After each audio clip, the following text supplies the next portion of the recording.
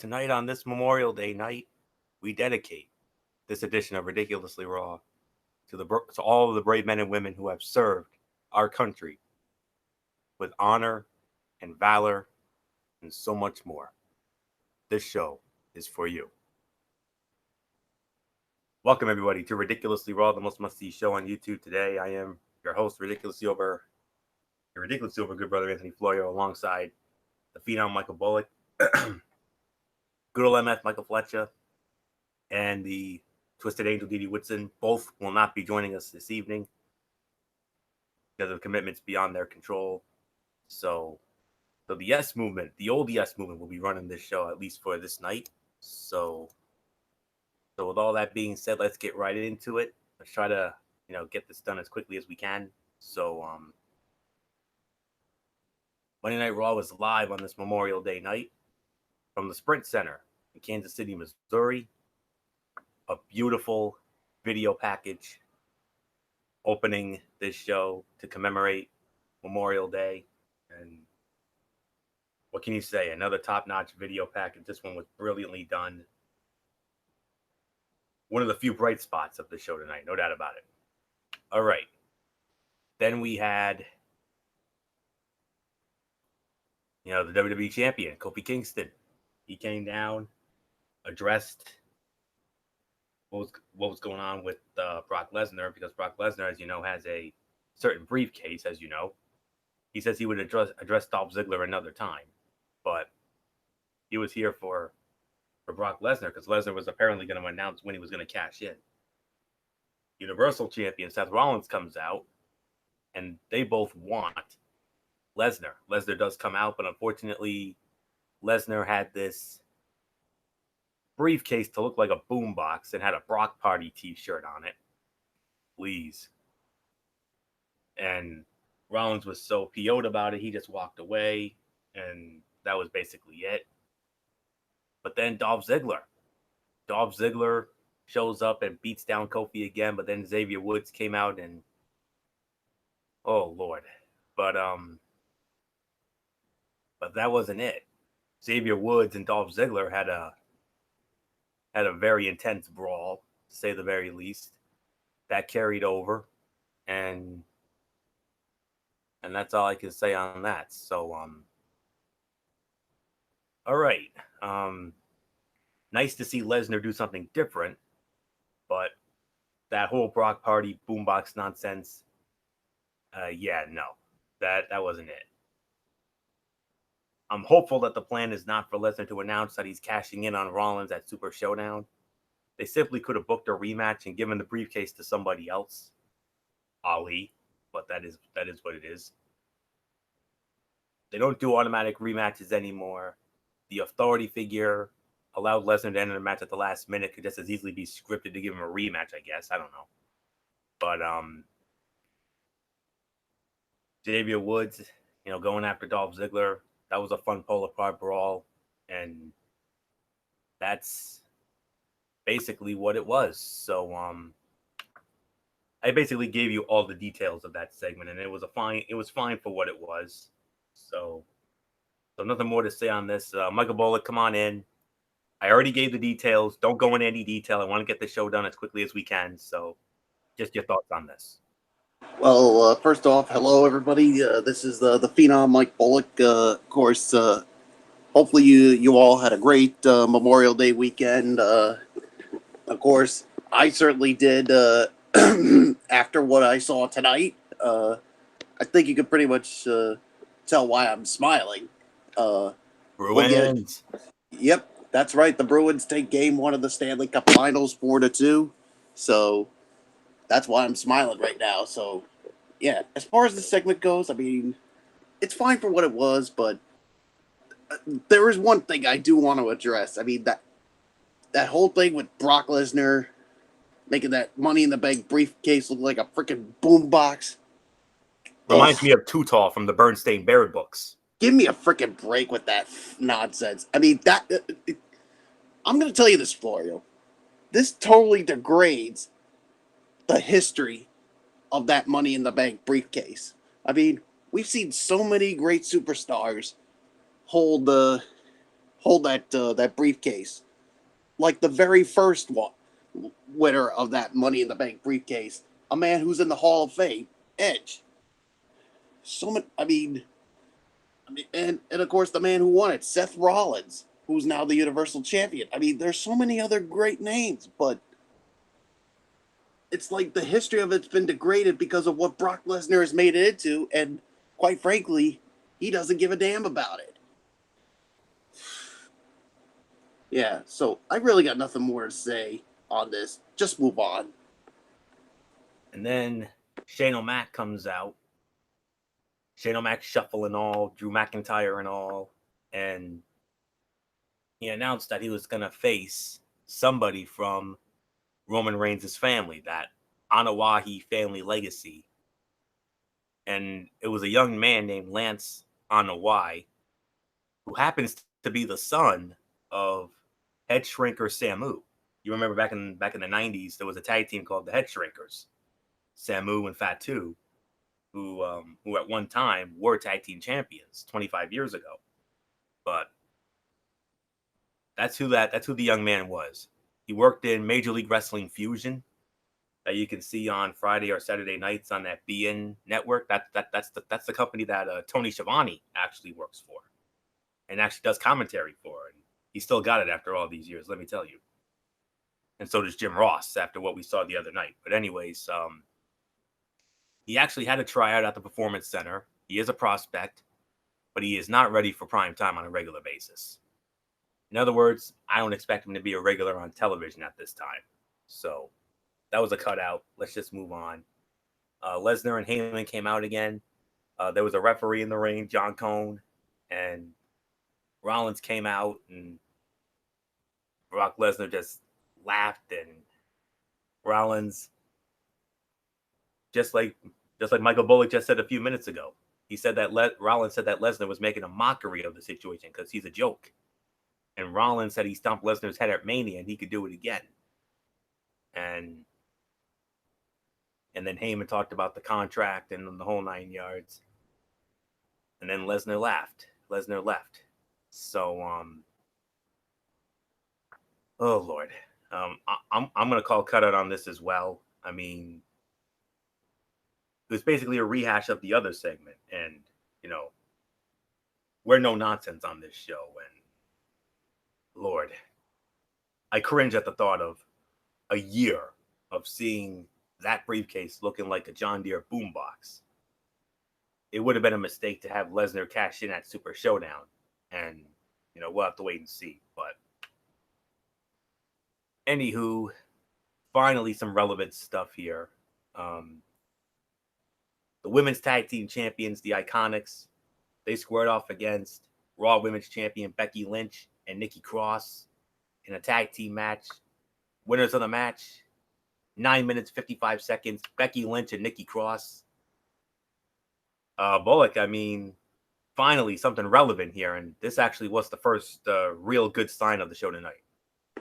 Yes, it certainly was. And yeah, I mean, I'm going to give this about, I'll give it about 2.5 to maybe teetering on 3, if I'm going to be quite honest. But I mean, yeah, I thought Becky and Nikki looked good as a team here. So yeah, then after the match, I mean, Lacey Evans basically coming out and doing what she did before she started wrestling. It's almost like it's like her way of basically saying, you know what, Becky, I'm not done with you, and I want that Raw Women's title. So yeah, we're gonna have to wait and see how all that goes. But 2.5 to teetering on 3. So Florio, I mean, like you said, we finally got some relevancy on Monday Night Raw, even though I really wasn't paying that much attention to Raw. Yeah, I wonder why. Anyways, I agree. 2.5 to 3 stars. This was a good match. I mean, this was the first real good thing on this show here tonight. Yeah, solid action throughout, and I'm not at all surprised that Becky Lynch and Nikki Cross got the win, and Becky debuted a new finishing move called the Manhandle Slam. So we'll see how that gets over. So solid match here, and who knows, maybe Becky Lynch and Nikki Cross could be in line for a possible title shot down the road. I don't know. We'll see. So, solid stuff. Then we had Ricochet squaring off against Cesaro. Ricochet wins the match, 9 minutes, 45 seconds. 3 to 3.25 stars. Entertaining match with some unique spots from both men. I'm hopeful they book a rubber match between the two. They work well together, and I would love to see another match between the two.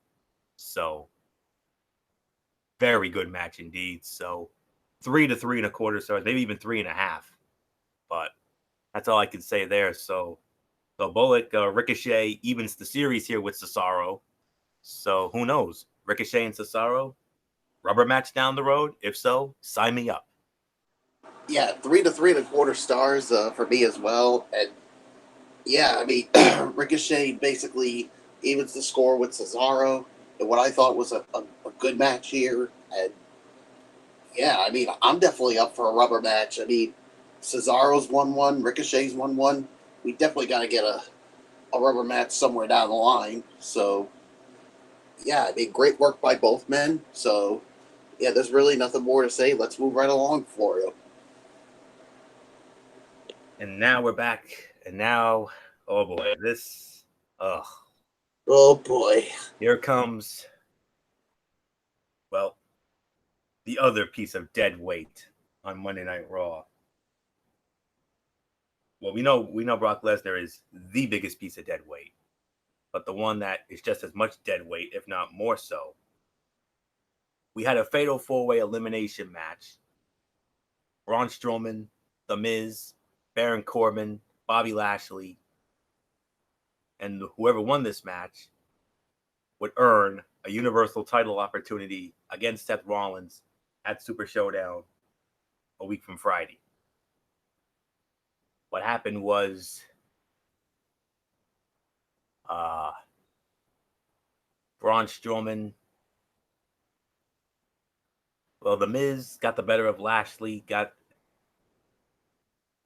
Braun Strowman and Bobby Lashley fought their way into the crowd and out of the arena, so obviously both of them got counted out. So it came down to Miz and Corbin. Corbin hits Miz with End of Days, and the winner of the match, 16 minutes and 10 seconds. Oh, good Lord. God help us. The number one contender for the Universal Championship. Die. The most undeserving of all. Constable Bleepface. Oh, Bullock, I'm sick right now, man. Huh, you think you're sick? I'm just as sick as you are after this. So you know what? To me, I'm just going to simply say it right here, just because of this. No comment. I don't blame you. And so help me, if the unthinkable happens and he wins that Universal title, watch out. My inner phenom's coming out, and not in a good way. I will go on the biggest phenom rant of all time. WWE, get this through your freaking skulls. Do not give this man the Universal title. Because if you do, the IWC is going to explode big time. And after what AEW did with their Double or Nothing pay-per-view, unbelievable. And I heard it was really good. You put that title on Constable Bleepface, it's gonna make AEW laugh at everyone's faces. So that's all I'm gonna say. I'm not even gonna bother rating this match. It doesn't even deserve it with the man who ended up winning this whole thing. I'm done. I'd honestly rather have Constable Bleepface as champion than Brock Lesnar any day of the week. Because here's the thing. Constable Bleepface is a full-time talent.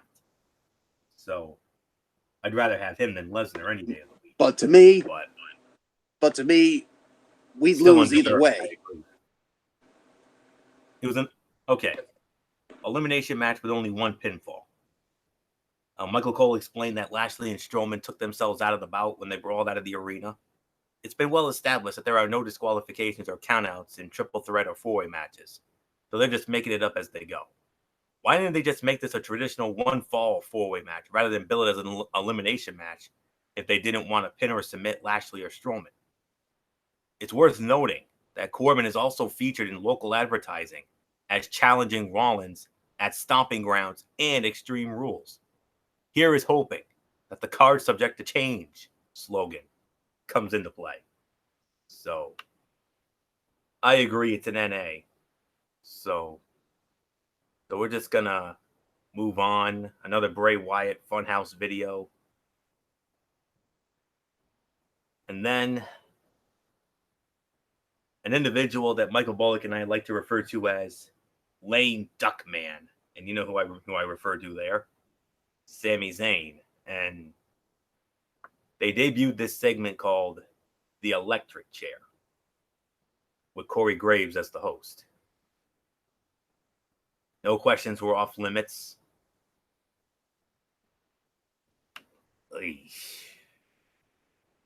I mean, oh, Lord. Lordy. It reminded me of that Alexa Bliss thing. You remember when Alexa Bliss used to have those segments before?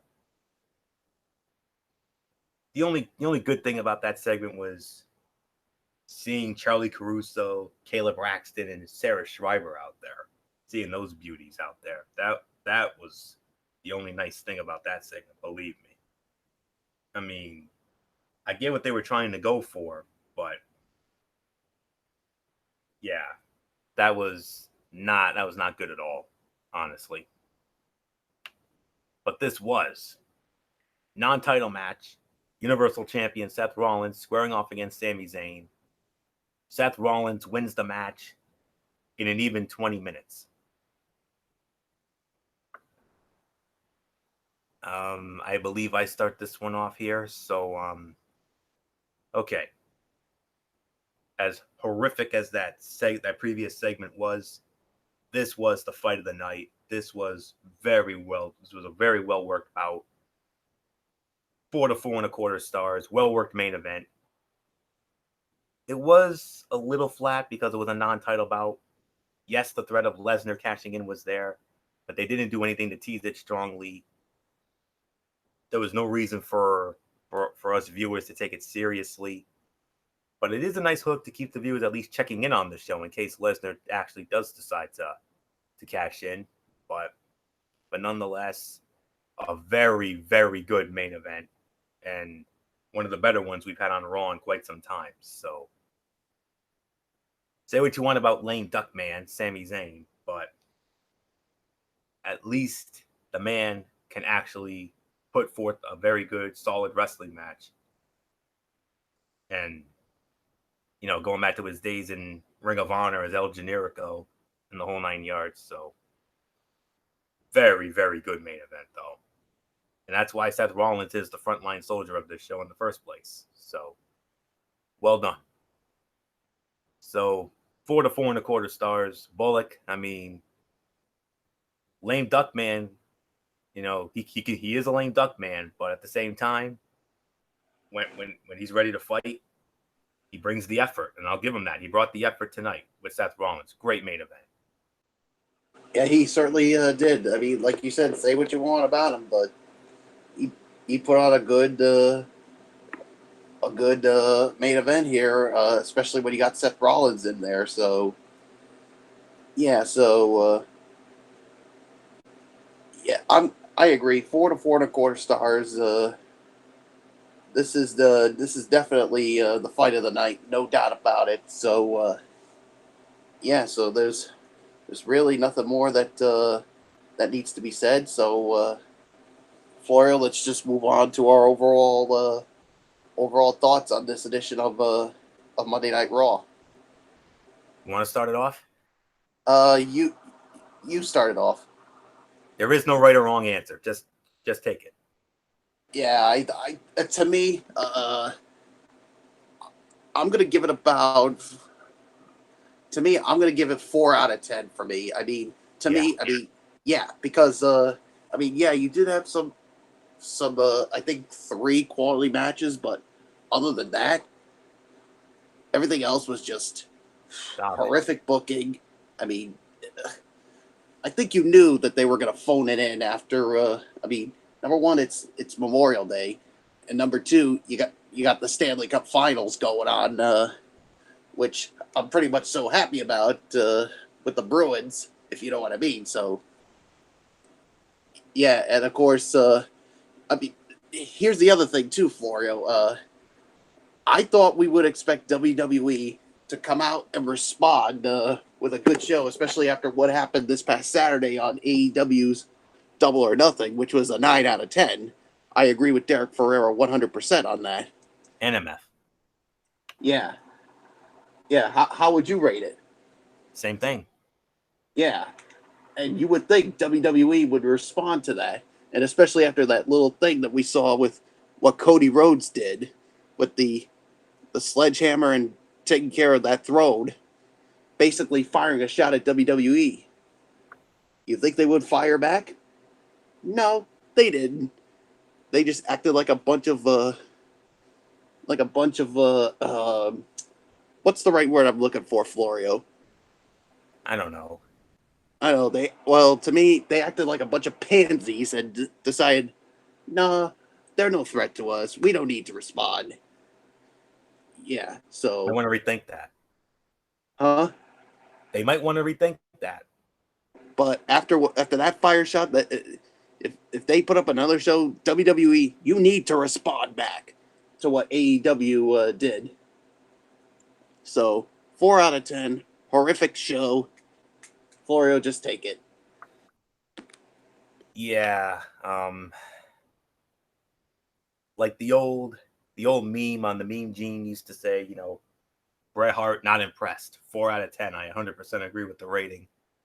It was an ordinary edition of Raw with some good in-ring work from the wrestlers. Seth Rollins and Sami Zayn with their great main event. A very good match with Ricochet and Cesaro. A solid women's tag team match with the Iconics and Becky Lynch and Nikki Cross. I mean, those were easily the 3 fights of the night. Absolutely. That 4-way, though, that was a cluster bleep, if I'm going to be quite honest with you. And then the segments were oddball booking from Mr. McDinkleberg and his Bucktooth Beaver buddy. Elimination match with no eliminations and really 1 pinfall was bizarre when they could have accomplished what they wanted to with a simple 1-fall 4-way. The Uso block party was pointless, yet tame compared to the usual holiday silliness. And even though I'm a Raw guy, I got to be honest here. There's just not enough to be truly excited about on Raw these days. There are some damn good wrestlers who have been damaged by creative mistakes, and it'll be tough for modern day Mr. McDinkleberg to work his way out of this hole. And how sad is it that WWE has 2 of the best tag teams in the world, in the Usos and the Revival? They gave us a damn good match last week, and they've now been involved in back-shaving silliness, Usi hot nonsense, and now a game of cornhole. And people wonder why All Elite Wrestling is the premier promotion right now. You saw what happened. A match with a 50-year-old man, Dustin Rhodes. 50 years old, mind you. And he and Cody Rhodes had a damn near 5-star classic. The Young Bucks and the Lucha Brothers, that was a near 5-star classic. I mean, All Elite Wrestling made Dustin Rhodes, aka Goldust, look like $1 million from that match that we saw this past Saturday. Can you believe a 50-year-old match wrestled a near 5-star classic Bullock? A 50-year-old man. Unreal. nonetheless, Raw continues to be a dumpster fire. If MF was here, I wouldn't even have to challenge him for SmackDown Live tomorrow because I'm sure they're gonna kill it like they always do. So, and this weekend we have an NXT event, NXT Takeover, the 25th NXT Takeover. You know that's gonna be knocked out of the damn park. So that's all there is to say on that. So, but nonetheless, let's just quickly get into the Tony's take here, and then we'll call it a night. Start with 205 Live, which was at the Dunkin' Donuts Center in Providence, which took place immediately following SmackDown Live. Myself, MF, Michael Bullock, and our dear friend Mike Silvera, we were there, and we had a lot of fun with this. Let me tell you. We started it off with a tag team match. The Singh brothers, or the Bollywood boys, they went up against Jack Gallagher and Humberto Carrillo, and Gallagher and Carrillo win the match. 8 minutes 45 seconds. 2.5 stars, solid but flat tag match with a dead crowd. Yeah, the crowd kind of was dead at that point, but they wouldn't be for this. A 5-way match. Mike Kanellis, Akira Tozawa, Oni Lorcan, D. Brian Kendrick, Arya Daivari. The winner of the match would be the next in line to challenge Tony Nese for the Cruiserweight Championship. Winner of the match, 16 minutes and 45 seconds, and the new number one contender, former champion in his own right, has the opportunity to become a 2-time champ, Akira Tozawa. Ha! Yes, ha indeed. From a live perspective, it was a 4.5 to 5-star classic. From a TV standpoint, it was a 3.5 stars, but nonetheless, it was a very good and fun main event. Time for everybody to shine and working hard. And Tony Nese against Akira Tozawa, that could be interesting. So, 7 out of 10, 205 Live, overall good show. Main event, a clear highlight. Like I said, from TV, you're watching it from a television standpoint, it's a 3.5 star bout. But from being there live, that was 4.5 to a damn near 5. So, unreal. So, that was hella fun, to say the very least. So, all that being said, let's get now into Impact Wrestling from this past week. And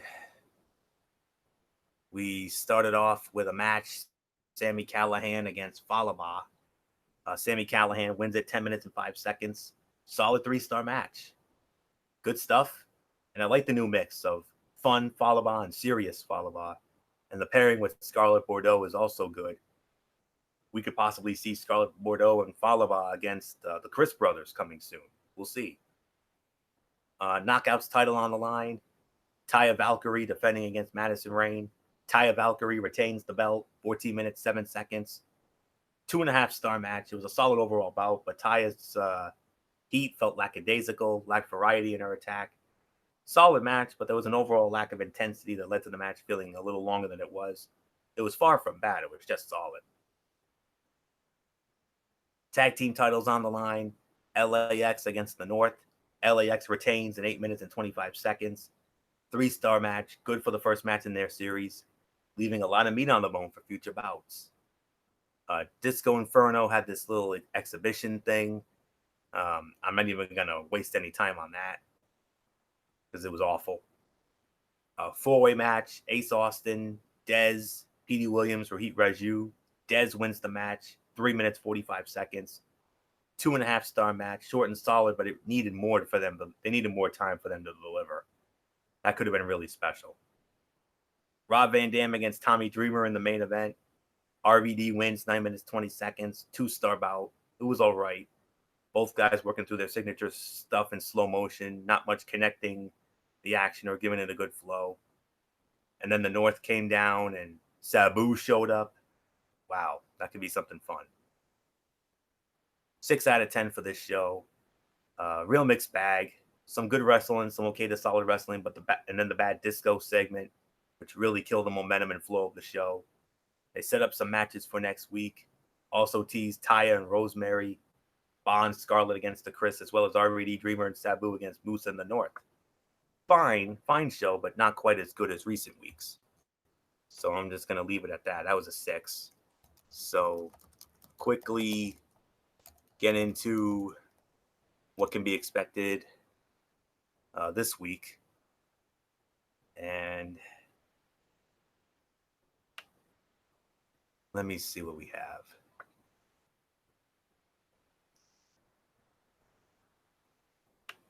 Moose and the we had Tessa Blanchard against Glenn Gilberti. Moose in the North for a promo segment. Cody and Jake Diener against the Desi Hit Squad. Eddie Edwards against Killer Cross in a no disqualification match. And then Rich Swann and Willie Mack against Johnny Impact and Michael Elgin. That's your main event.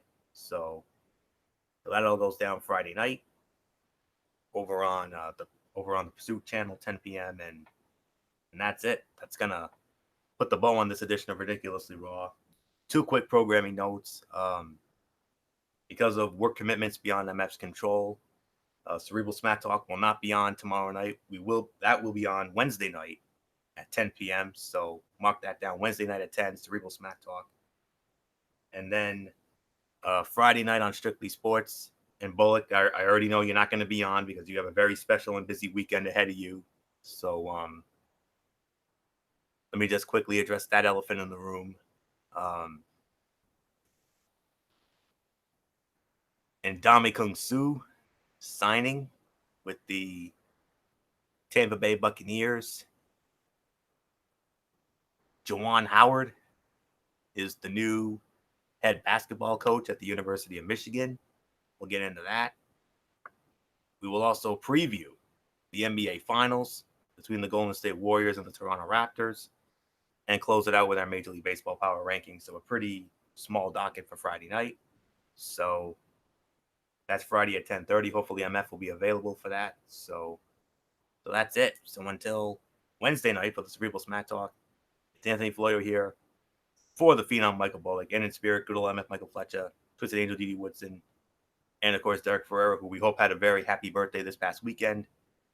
You know the routine, everybody. Thumbs up. Talk to you later. Yeah, throw the Fortune 4 style. Bye for now, my friends. God bless. Be good to each other. Have a blessed couple of days, and until Wednesday night for that special Cerebral Smack Talk, you've been watching Ridiculously Raw right here on the Tone 25 and YouTube.com. And remember, as we always say, wrestling is indeed actually real. For everybody who's been a part of this one, for now, Anthony Floyo, so long, and bye, everybody, bye.